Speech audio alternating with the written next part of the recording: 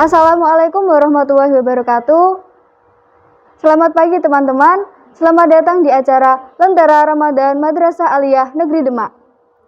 Pada kesempatan yang berbahagia ini, bersama saya Nafisatul Zahwa yang akan menemani kalian di acara Lentera Ramadan Madrasah Aliyah Negeri Demak.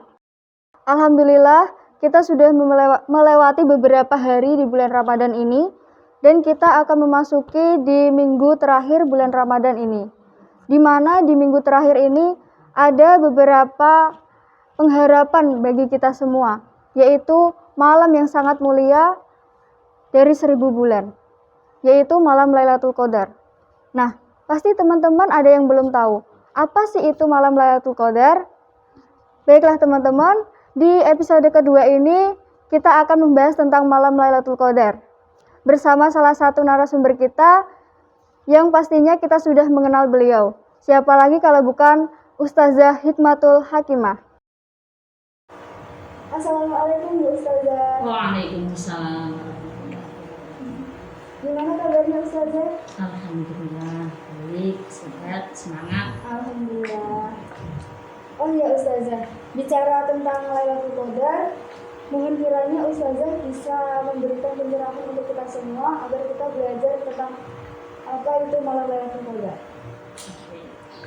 Coba kita mulai dengan bacaan surah Al-Fatihah dulu ya anak-anak. Al-Hadiniyah As-Solihah Al-Fatihah. Bismillahirrahmanirrahim. Alhamdulillahirrahmanirrahim. Iyyaka na'budu wa iyyaka nasta'in. Shiratal ladzina an'amta 'alaihim ghairil maghdubi 'alaihim. Assalamualaikum warahmatullahi wabarakatuh. Waalaikumsalam warahmatullahi wabarakatuh. Alhamdulillah, wassalatu wassalamu ala rasulillah, amma ba'd. Dewan Asatidz Madrasah Aliyah Negeri Demak yang kami hormati, Bapak Ibu tenaga kependidikan Madrasah Aliyah Negeri Demak yang kami hormati, anak-anakku yang soleh-solehah yang semoga selalu senantiasa dirahmati oleh Allah. Pada pertemuan kali ini, Lentera Ramadan kali ini kita bersama-sama ya belajar, bukan mengguri, tapi kita sama-sama belajar tentang Lailatul Qadar. Awalan, qala Allah Ta'ala fil Qur'anil 'Azim, a'udzu billahi minasyaitonir rajim. Syahrul Ramadan alladzi unzila fihi al-Qur'an hudan lin-nasi wa bayyinatin minal huda wal furqan. Bismillahirrahmanirrahim. Inna anzalnahu fi lailatul qadr wa ma adraka ma lailatul qadr. Lailatul qadri khairum min alfi syahr. Tanazzalul malaikatu war-ruhu fiha bi idzni rabbihim min kulli amrin salam. Hiya hatta matla'il fajr. Di ayat kedua dari surat Al-Qadr, Lailatul qadri khairum min alfi syahr. Malam Lailatul Qadar atau malam Lailah itu juga sudah malam ya. Jadi Lailatul Qadari itu diambil dari dua kalimat, yakni Lailatun dan Al-Qadari. Lailatun itu malam, Al-Qadari kemuliaan, malam kemuliaan. Di situ disebutkan khairum min alfi syahrin. Kenapa sampai disebut lebih baik dari 1000 bulan? Ini ada asbabun nuzulnya. Jadi dipisahkan di kitab Al-Muwatta itu, Imam Malik pernah mendengar ahlul ilmi menerangkan bahwa Rasulullah itu pernah galau mengingat umat-umatnya Nabi Muhammad SAW itu umurnya lebih pendek. Kalau kita tahu berapa rata-rata umur umatnya Kanjeng Nabi Muhammad, termasuk diri kita, orang-orang tua kita, sembah-sembah kita, palingan sekitar 60, 70 ya. Nah, beliau mengingat umur-umur umatnya nabi-nabi terdahulu rata-rata ratusan tahun. Kita tahu kalau kita belajar di SKI itu Sayyidina Nabi Nuh 950 tahun. Kalau melihat seperti itu, Nabi Muhammad jalannya begini. Lah umur umat-umat terdahulu itu banyak-banyak, amal ibadahnya tentu banyak, tentu pahalanya juga banyak. Lah umatku terus piye hanya sekitar 60-70 tahun. Maka Allah menurunkan surat Al-Qadr ini. Oke. Janji Allah di situ, Lailatul Qadri, malam kemuliaan itu lebih baik dari 1000 bulan. Kalau kita hitung 1000 bulan itu berapa tahun? Mbak Nats, sekitar 83 tahun 4 bulan ya toh. Jadi satu malam beribadah itu dihitung sama dengan atau bahkan lebih baik dari 83 tahun 4 bulan. Nah, ini awalan yang perlu kita bahas di sini. Bisa dipahami ya? Kenapa sampai Allah memberi Lailatul Qadar untuk umatnya Kanjeng Nabi Muhammad? Karena kegalauan Kanjeng Nabi Muhammad tadi. Oke. Jadi biar nanti setiap tahun katakanlah menemui Lailatul Qadar, kita menemuinya misalkan 10 tahun tinggal kalikan. Sekitar 830 tahun sekian kan gitu. Nah itu paling tidak bisa menyamai lah umat-umat Nabi terdahulu. Oke. Sementara itu. Ibu, Ustazah, terima kasih. Oh iya Bu, tadi kan Ibu sudah menjelaskan tentang Lailatul Qadar. Nah, itu ada ciri-cirinya atau tidak ya Bu tentang Lailatul Qadar itu? Ciri-ciri atau tanda-tandanya itu disebutkan kalau di kitab Al-Mato itu diantaranya adalah di malam itu terang benderang, tapi tidak panas, tidak dingin, nyaman.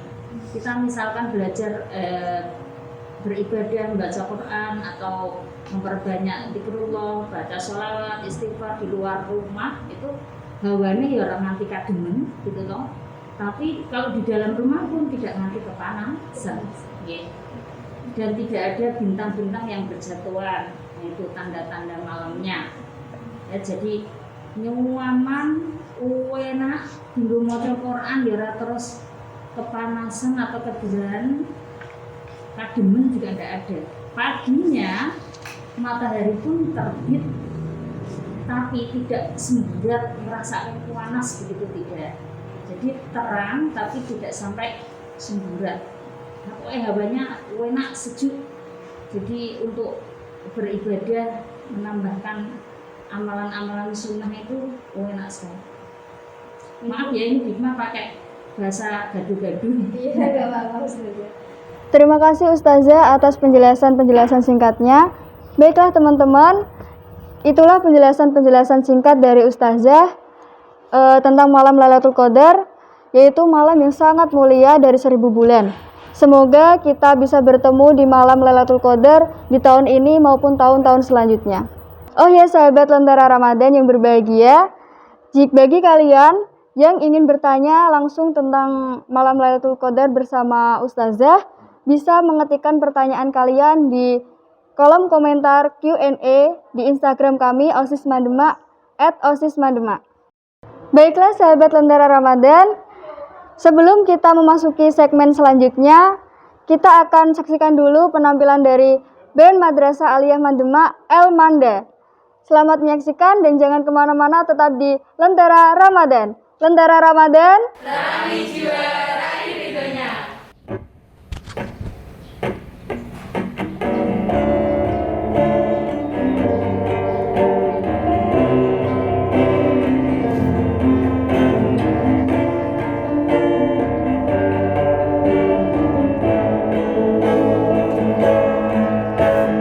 mulia indah cantik berseri, kulit putih bersih merah di pipimu. Dia Aisyah,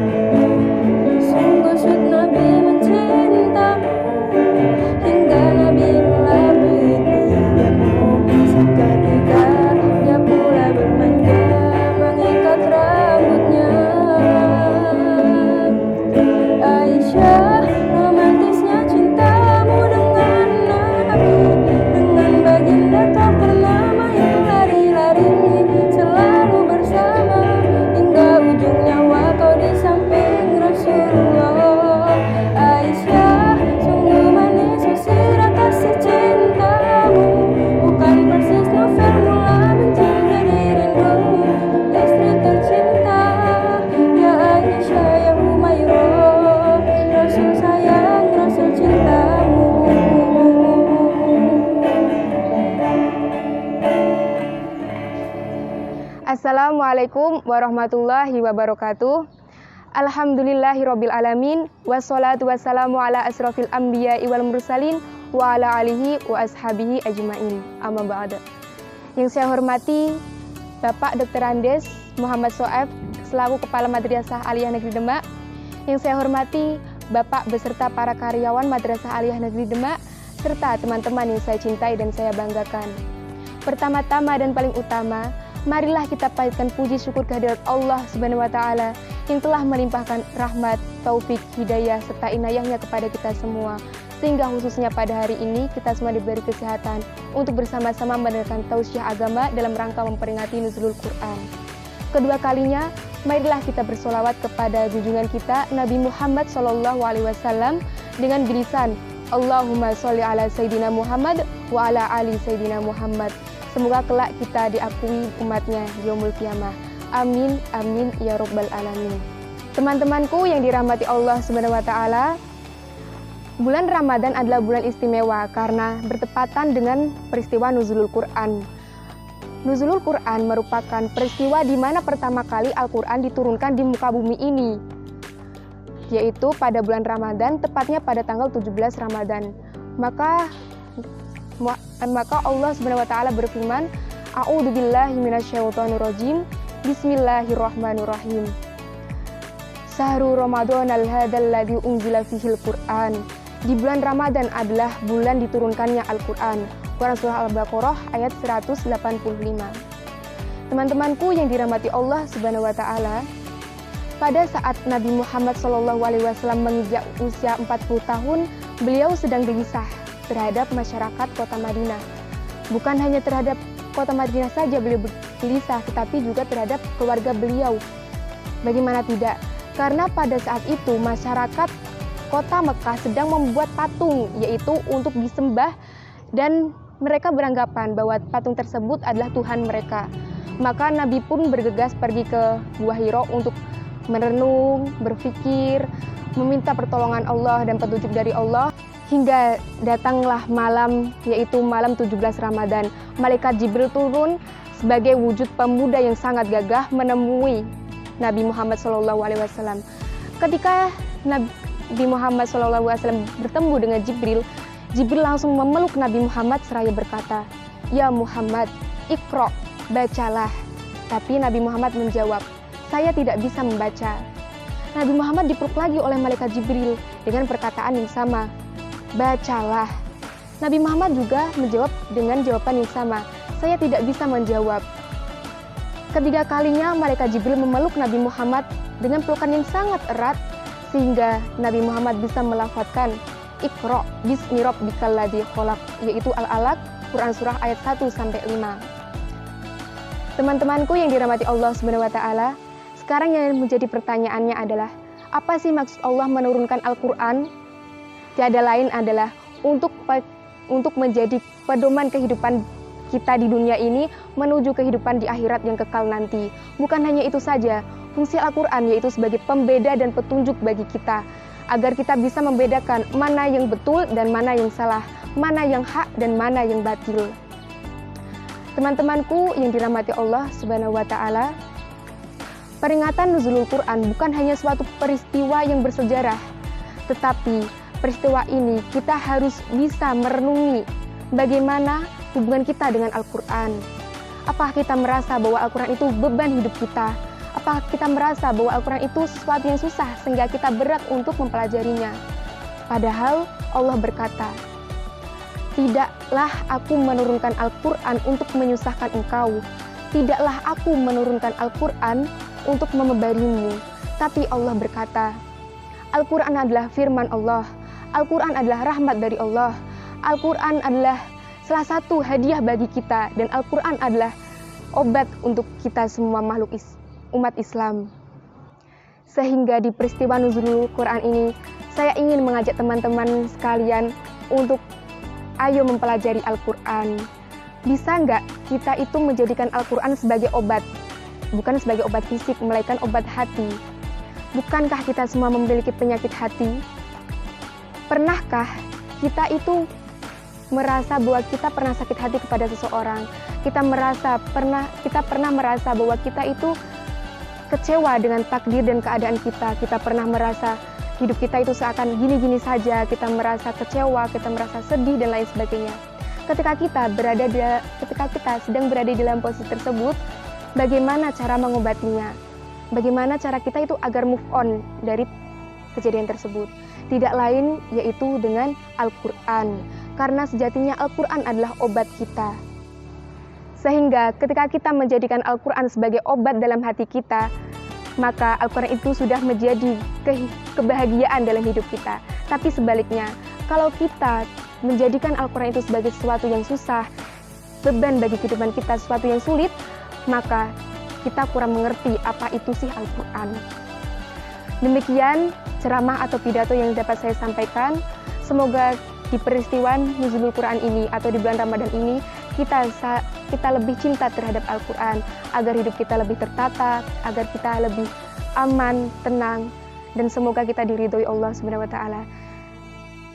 Wallahu muwaffiq ila aqwamit thoriq. Wassalamualaikum warahmatullahi wabarakatuh. Baiklah sahabat Lentera Ramadan, itulah pesan-pesan dari sahabat kita yaitu Wulan Nuriha. Semoga kita bisa mendapatkan manfaat tersendiri dari pesan-pesan tersebut. Baik sahabat Lentera Ramadan, di segmen ketiga nanti kita akan menjawab pertanyaan-pertanyaan dari kalian yang telah kalian kirim di chat kolom komentar Instagram kami, OSIS Mandemak. Tapi sebelum kita memasuki segmen selanjutnya, mari kita saksikan bersama-sama penampilan dari grup band Madrasah Aliyah Negeri Demak, yaitu El Manda. Selamat menyaksikan dan jangan kemana-mana, tetap di Lentera Ramadan. Tangis jiwa, raih ridhonya.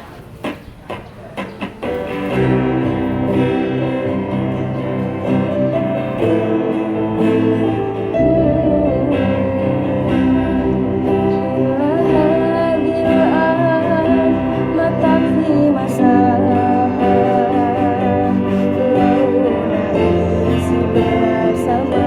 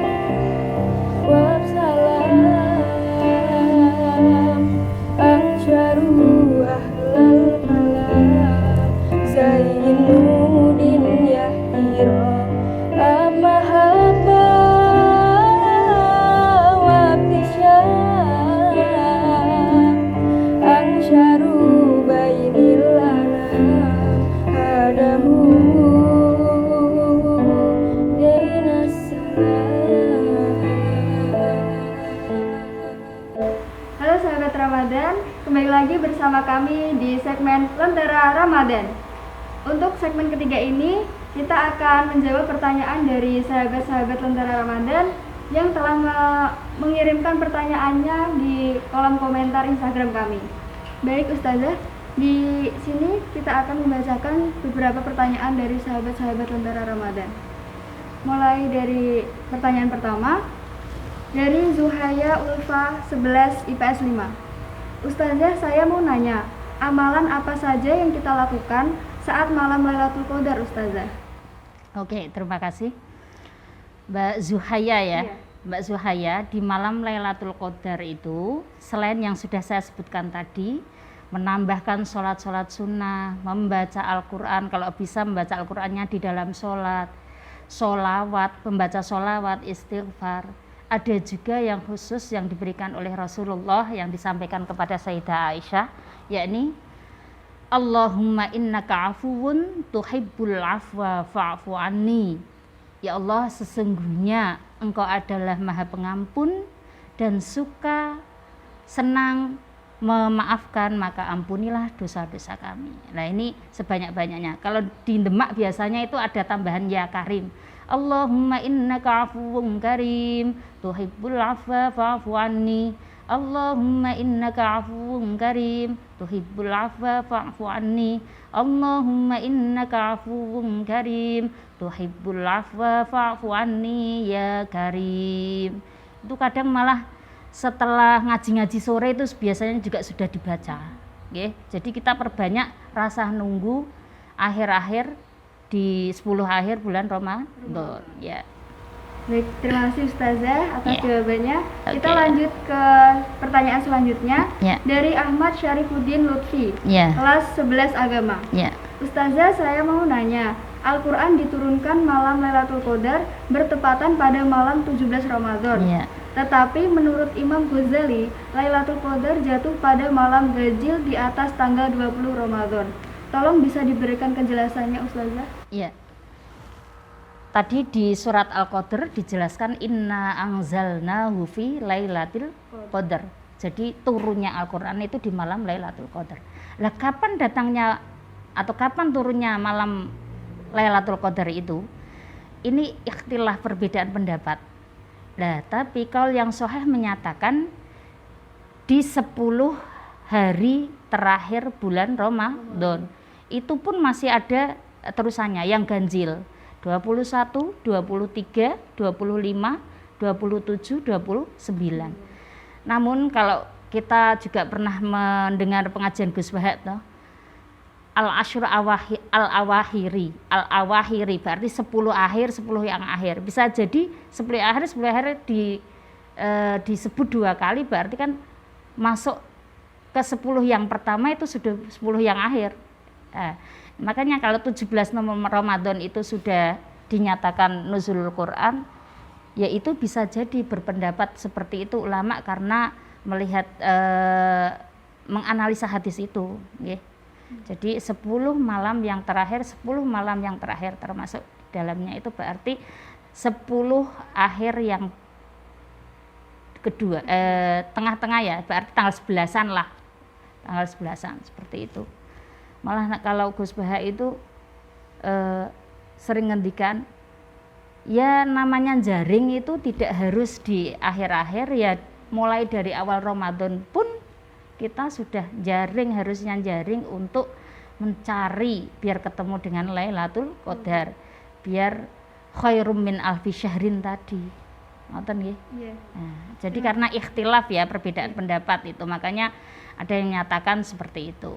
Ya, terima kasih Ustazah atas jawabannya. Kita lanjut ke pertanyaan selanjutnya dari Fons 5704. Sopo kuwi ngono kuwi?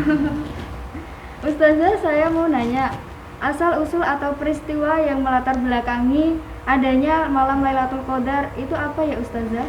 Tadi sudah saya sampaikan di awal toh, karena kegalauan Kanjeng Nabi terkait dengan umurnya umatnya yang pendek-pendek. Kalau dibanding dengan umur umat terdahulu yang ratusan tahun, nah terus mikirnya Nabi tadi begitu, lagi terus amal ibadah umatku piye? tidak seperti umat-umat yang terdahulu. Kegalauan itu dijawab oleh Allah dengan turunnya surat Al-Qadr. Baik, terima kasih Ustazah.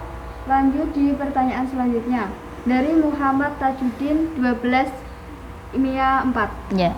Bagaimana cara agar kita dapat mengetahui tanda-tanda datangnya malam Lailatul Qadar, Ustazah? Itu juga tadi sudah saya sampaikan, nggih. Di antara tanda-tandanya itu malamnya terang benderang tapi tidak panas, tidak dingin, tidak mendung, suasana nyaman, nggih. Jadi bintang pun tidak berjatuhan, gitu nggih. Terus paginya mataharinya keluar atau terbit tetapi tidak semburat atau cetar begitu ya. Jadi panasnya juga tidak panas sangat. Ya menerangi saja kayak seperti itu. Ini ada pertanyaan lagi Ustazah dari Muhammad Tajuddin. Mas Tajuddin ya. Pertanyaan selanjutnya, apa yang kita dapat jika kita bermaksiat pada malam Lailatul Qadar, Ustazah? Terkait dengan kemaksiatan ya, dimanapun, kapanpun, waktunya kapanpun ya wallahu a'lam. Kita tidak berhak menghakimi mereka ataupun tahu balasan Allah kepada mereka yang bermaksiat. Semuanya kehendak Allah. Jadi kalau Allah mau membalasnya di dunia saat itu misalkan usahanya bangkrut atau prestasinya menurun dan lain-lain, wallahu a'lam, itu rahasia Allah, benar-benar rahasia Allah gitu nggih. Jadi kemaksiatan tidak terus pas itu Lailatul Qadar ditampakkan atau bagaimana, tidak nggih. Jadi Allah lah yang berhak menghakimi semua itu. Terima kasih Ustazah atas jawaban dari pertanyaan sahabat-sahabat Lentera Ramadan kita. Baik teman-teman, itulah penjelasan dari pertanyaan-pertanyaan yang kalian kirimkan kepada kami. Semoga bisa memberi manfaat kepada kita semua. Kita akan bertemu lagi di episode selanjutnya di Lentera Ramadan. Lentera Ramadan, Terangi jiwa, raih ridhonya. terima kasih. Sekian dari kami. Wassalamualaikum warahmatullahi wabarakatuh.